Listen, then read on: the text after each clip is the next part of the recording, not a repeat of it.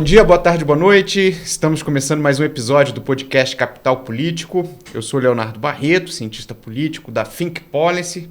Estou aqui hoje com o Nestor da Casa Blanca Comunicação nos estúdios da Action Consultoria, ou seja, veja que é um pool aí de empresas que pensam políticas públicas para entrevistar o deputado Zé Neto, que é o nosso convidado muito ilustre, vice-presidente da Frente Parlamentar do Empreendedorismo, segundo mandato como deputado federal, tem uma história muito grande nos governos da Bahia, estado que hoje é o principal reduto do PT no país, acho que não é exagero nenhum dizer isso, né?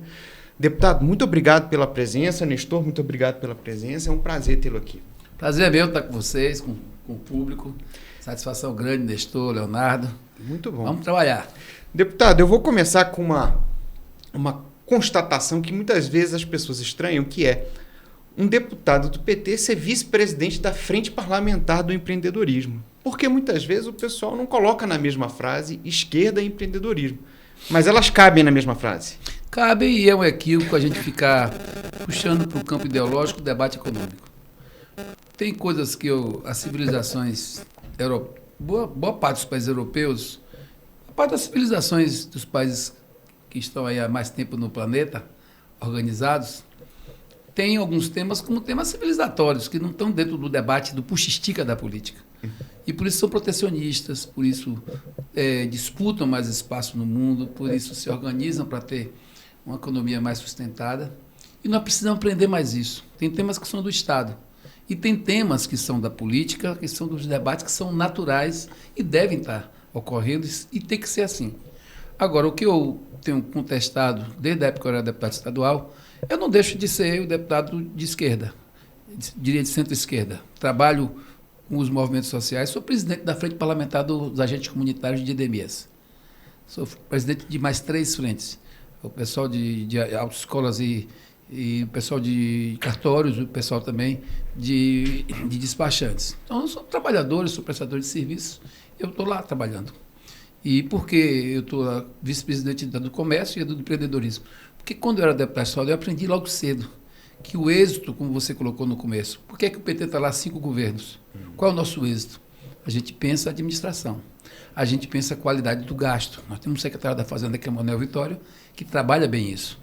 E nessa qualidade do gasto, você economiza, sem precisar fazer estradalhaço, como se faz aí na questão da reforma, a reforma administrativa, cortar gasto. Não, gente, não é isso. Eficiência não é cortar gasto. Às vezes é reduzir custo. E às vezes e quase sempre a qualidade desse gasto, que é onde a gente tem que trabalhar. E aí, por que às vezes não se conecta? É muito mais por causa das redes, por causa dessa coisa de muitos que ficam procurando lacrar.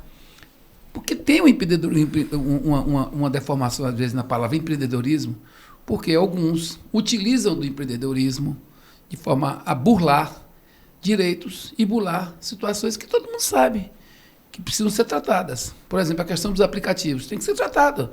É uma realidade que a gente vive, que precisa viver mais, cada dia mais, porque o mundo se modernizou, a gente tem essa realidade tecnológica, mas tem coisas que não dá mais para você admitir que existam.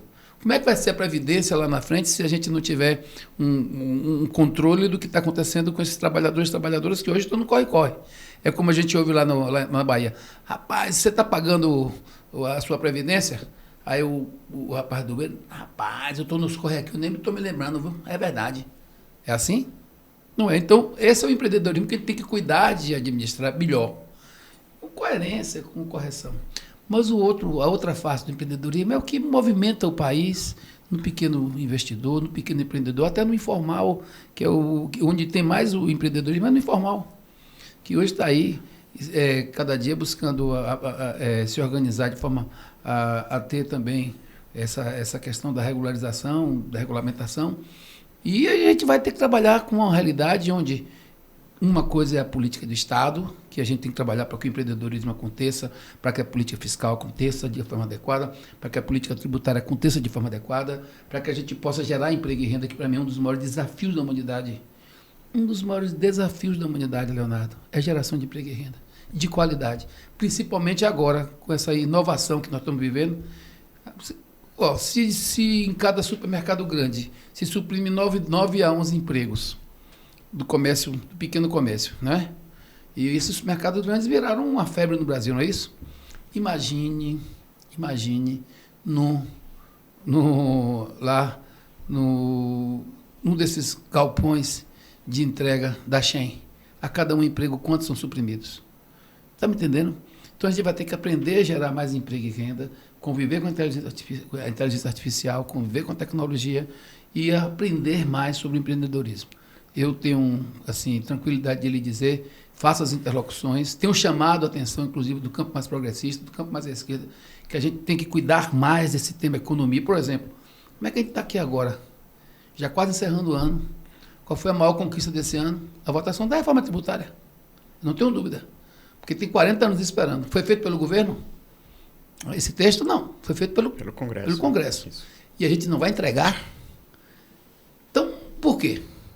Então, para mim, eu defendo sim que a gente fortaleça o empreendedorismo, que a gente fortaleça a geração de emprego e renda, de riqueza, e a gente estabeleça claramente uma política fiscal que possa nos dar competitividade, que possa nos dar condição de avançar no mundo, condição de avançar internamente com a nossa economia. Por isso que eu fui um dos cabeças naquela discussão com relação a... chamaram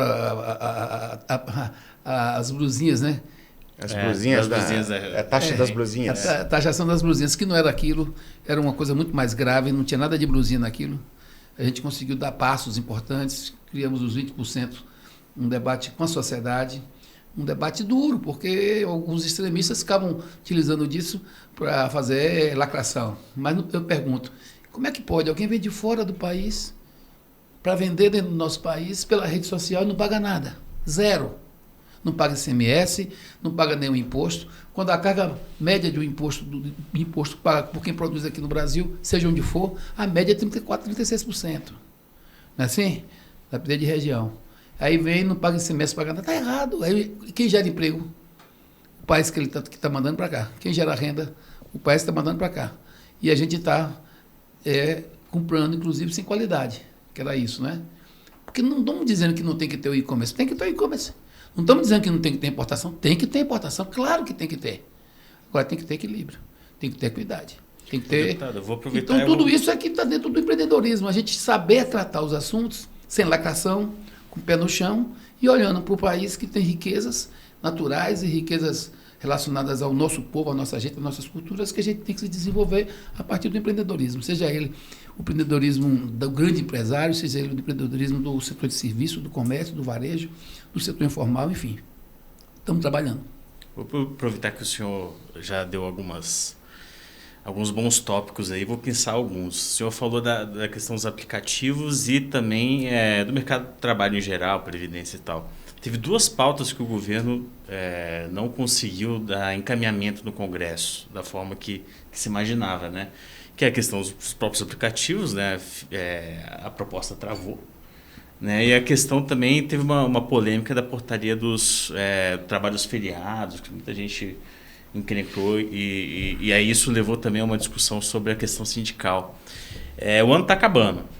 Como é que o senhor vê o avanço dessas pautas ali a partir do ano que vem, tendo em vista toda essa relação entre executivo e legislativo? Se eu não me engano, você até participou de uma reunião lá no Ministério. Tive lá. Estou olhando você agora, me estou lembrado. Deixa eu lhe dizer, você viu quem estava lá? Vi. A apresentação dos grandes players do país, a apresentação do setor produtivo e quem? O GT, CGTT, CUT, todo mundo. Uhum. Eu acho que tem uma coisa muito positiva acontecendo no Brasil que a gente tem que valorizar mais. O diálogo. O governo Lula é um governo de diálogo. O Haddad é taxador? Não. Senta com gente. Ontem mesmo estava com a gente lá na frente parlamentar do Comércio e Serviço, conversando conosco lá no jantar. O Barreirinha agora está conversando com o deputado do PL, que é presidente da Frente Parlamentar do Comércio e Serviço, a qual eu sou vice-presidente também, para discutir a questão da Receita, da lei da Receita. Então, gente, tem um diálogo sendo construído com a sociedade. Essa questão dos feriados está se buscando o meio termo e dialogando com as representações do setor produtivo e as representações do setor laboral. É esse o caminho. Não dá para ser iluminado nisso. Quando você fala a questão dos aplicativos, gente, a gente tem que ter cuidado com a pejotização. Tem que ter cuidado. Não é que não tem que existir. Que a gente não fala, a pejotização está precisando ser revista em alguns pontos. É contra, não. Mas está certo. Aí você deixa as pessoas, os errados, se esconderem dentro do que está andando. Porque a pejotização é a realidade do mundo, não é? Como a questão dos aplicativos é a realidade do mundo que tem que evoluir e avançar. Agora, não dá para avançar com as grandes empresas internacionais que chegam aqui, se estabelecem e ditam as normas sem respeitar qualquer direito. Então, acho que a gente tem que ter equilíbrio e olhar para as pessoas. Porque são as pessoas que vivem nesse país, a grande massa desse país, e no mundo não é diferente, são pessoas trabalhadoras, que ganham pouco, que têm suas famílias, que têm seus sonhos, que precisam viver melhor. E que são os consumidores. Quando eu lhe disse que a maior tarefa que nós temos na humanidade hoje é gerar emprego e de qualidade, é porque tem, além do desemprego que acontece, tem uma outra situação acontecendo, que é o aviltamento salarial em todo o planeta.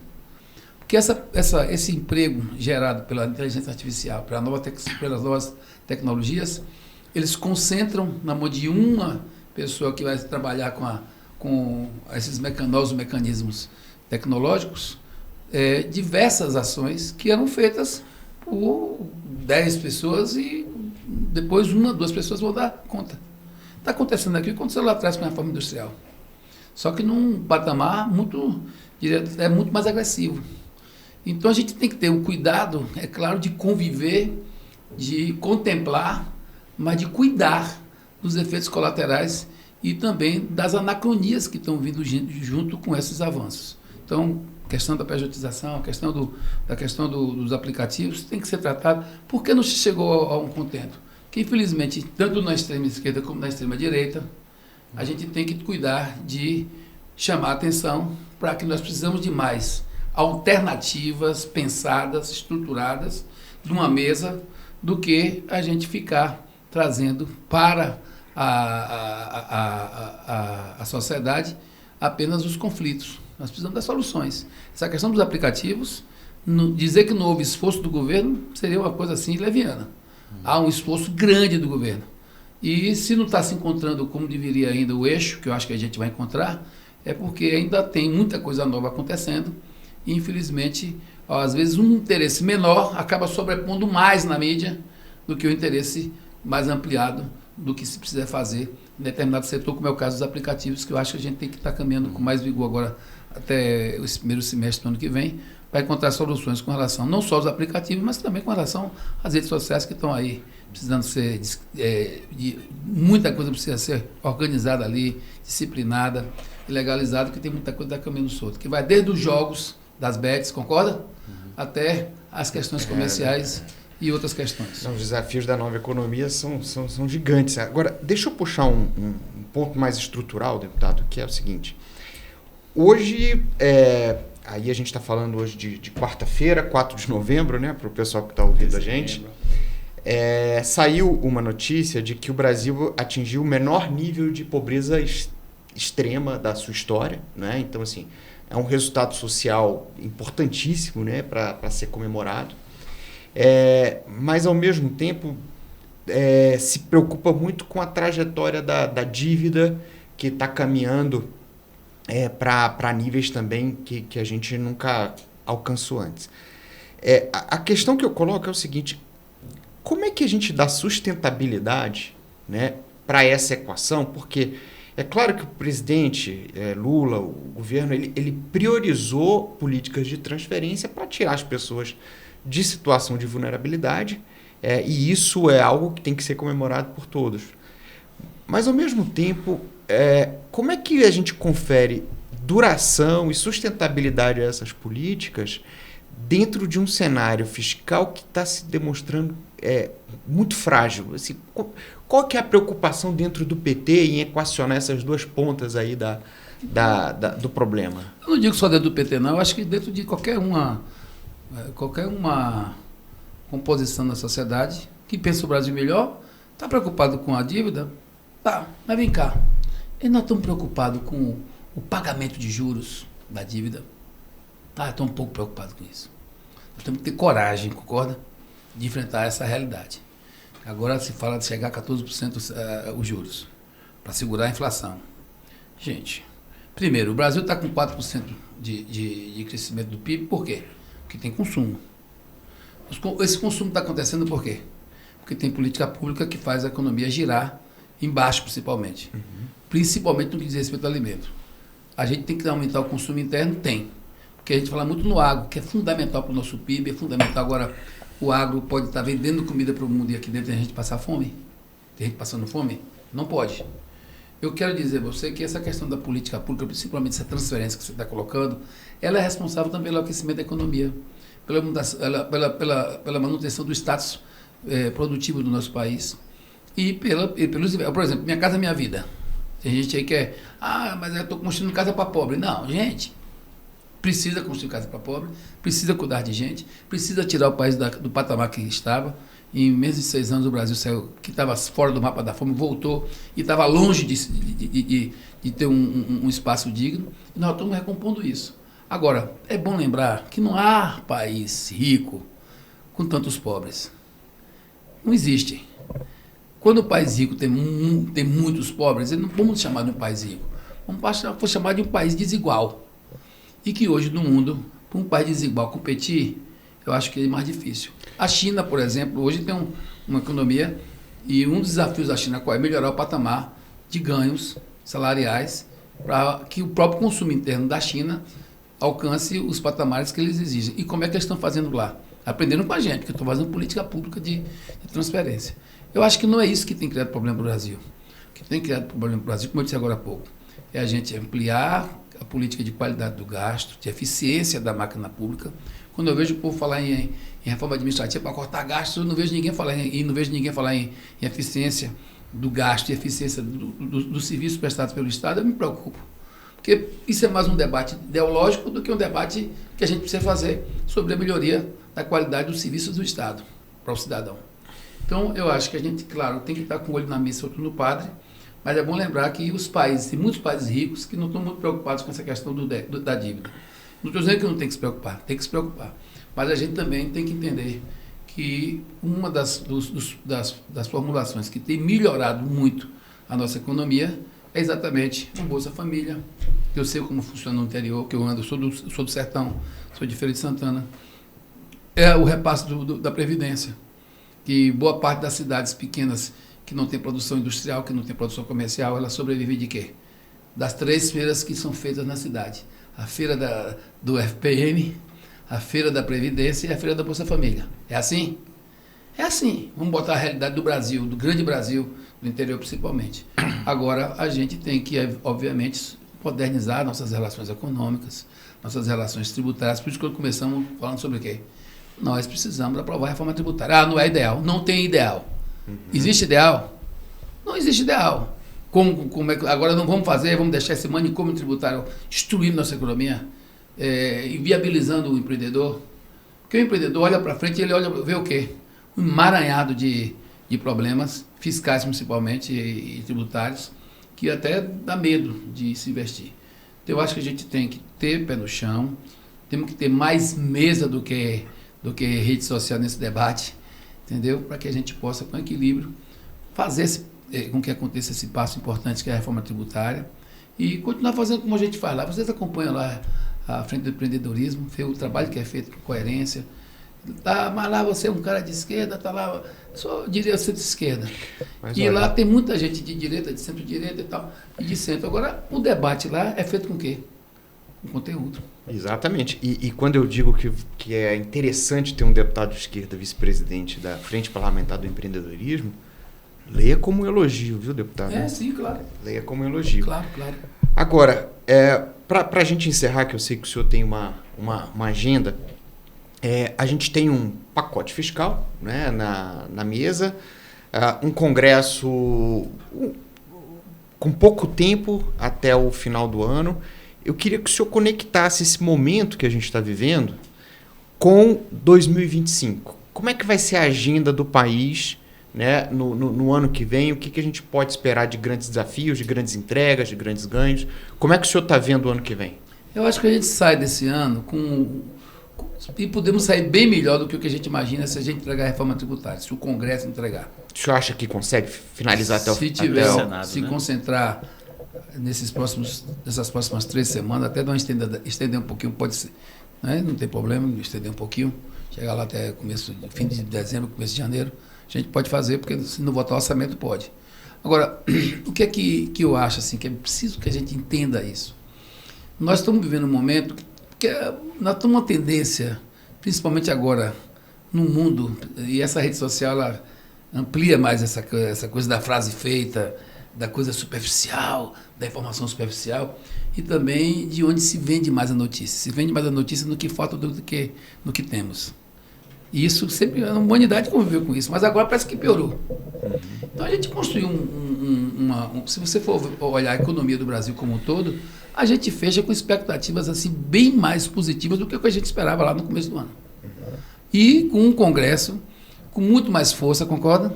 Com muito mais condição de transformar a sociedade do que tínhamos antes, até porque se você for olhar a reforma tributária, ela é mais do Congresso que do governo. Está lá há 40 anos. E muita coisa se mudou lá no grupo de trabalho, que aliás tem 5 membros daqueles 7 que são ligados a essas 2 frentes, a de comércio, serviço e a do empreendedorismo. Então a gente não pode reclamar que não teve acesso, que não discutiu, que não formulou, teve acesso, agora a gente tem que estar fazendo a segunda etapa do jogo, que é votar e entregar à sociedade. Eu acho que a gente tem para 2025 vários desafios, mas também coisas boas. Agora mesmo eu vim de uma reunião com o Hugo Mota. Vamos ter uma eleição de Câmara muito tranquila, certo? Que nem sempre é o caso, né? Que nem sempre é o caso, mas estamos num processo muito íntegro de harmonização, que eu quero apostar que isso permaneça. E acho que tem tudo para permanecer. É um jovem, tem a cabeça no lugar, amadureceu dentro da casa, as forças políticas se organizaram para também levar suas demandas. Eu já estava conversando com ele, com a bancada da Bahia. Ele está ouvindo todas as bancadas, está indo nas frentes principais que funcionam, que é uma realidade nova na política nacional, são as frentes parlamentares. Muito interessante. Até porque, eu disse isso a ele, houve um esvaziamento grande das comissões, em função mesmo também da política de urgências e de situações que são tratadas dentro da mesa da casa, que eu acho que tem que descentralizar novamente, recompor as comissões. Não vai enfraquecer mais daqui para frente as frentes, porque as frentes se tornaram um espaço de debate muito interessante, muito rico, como a gente vive lá na frente do empreendedorismo. E eu acho que 2025 tem tudo para acontecer muito bem para o país. É um ano ímpar, que você sabe que os anos ímpares funcionam mais do que o ano par, que o ano par tem eleição. E ano ímpar não. Então, ano ímpar, a gente tem tudo para encaixar melhor as coisas, coordenar melhor esses trabalhos, ter um Congresso que evoluiu e amadureceu. Tem as crises aí com relação às emendas, que eu acho que houve um excesso nesses últimos anos com relação a esse tratamento das emendas. O Congresso perdeu um pouco a mão, está se tentando encontrar uma coisa com mais transparência, com mais responsabilidade. Eu acho que isso tem que ser feito. Mas, por outro lado, a gente tem um governo aberto ao diálogo, tem frentes parlamentares funcionando adequadamente e podendo contribuir, tem uma sociedade que está se organizando cada dia mais, de canto a canto, tanto do lado dos trabalhadores como do lado do setor empreendedor, e tem uma mesa para sentar, para encontrar caminhos. Como eu disse novamente, agora no final, estou dizendo o que eu disse no começo, a gente precisa entregar a reforma tributária ao Brasil. O Brasil merece. E não dá para ficar ouvindo de ninguém, mas o meu setor, mas não sei o quê. Por exemplo, setor de serviços, tem umas coisas ali que tem que tentar uma solução. Quem está na ponta realmente fica um pouco prejudicado. Mas eu vou lhe dizer quem vai mais crescer, se as coisas se encaixarem. Mas a indústria foi mais beneficiada. Não, a indústria, historicamente, perdeu muito. Mas quando a gente fala em indústria, a gente tem que lembrar que nos países modernos, os que se desenvolveram foram os que tiveram o quê? Um incremento na produtividade. E quando a gente fala em indústria nacional, a gente tem que lembrar que essa indústria tem que estar conectada com quem está no serviço, quem está no comércio, quem está no varejo, quem está no atacado. E eu tenho trabalhado muito esse liame para a gente conseguir fazer essa conexão. Agora mesmo tem uma lei de regulamentação do atacado. Aí tem alguns ingresilhos ali para resolver com a indústria, com a CNI. Estamos trabalhando para resolver. Por quê? Olha, por que a China está onde está? Produção industrial. A Índia está vindo aí embalada. É o quê? Também indústria. Por que o Japão se despontou e hoje está sólido no mundo? Foi o quê? Indústria e inovação. Quem foi mais? Quem é que está se despontando aí? A Ásia é o quê? Tudo indústria, né? os BRICS reúnem os países que estão pensando em produção. Os Estados Unidos vem aí com a ideia de do comando do mundo, mas pensam muito em especulação. A Europa se quebrou foi nisso. E se não fosse o turismo hoje, eu não sei onde é que estaria a Europa, concorda? Uhum. Que o turismo acabou sendo uma grande saída para muitos países da Europa. E vocês lembram o que aconteceu com a Grécia, né? Que agora está aí se reestruturando. Então, por conta de quê? Por conta dessa visão equivocada que a gente tem que enfrentar melhor, que eu acho que é esse enfrentamento que em 2025 a gente tem que fazer mais, que é essa questão, o que é mais importante? A especulação ou a produção? Claro que qualquer país do mundo sólido que está se desenvolvendo é produção, gente. E para construir isso, tem que pegar o tema da produção, da economia, da parte fiscal, da parte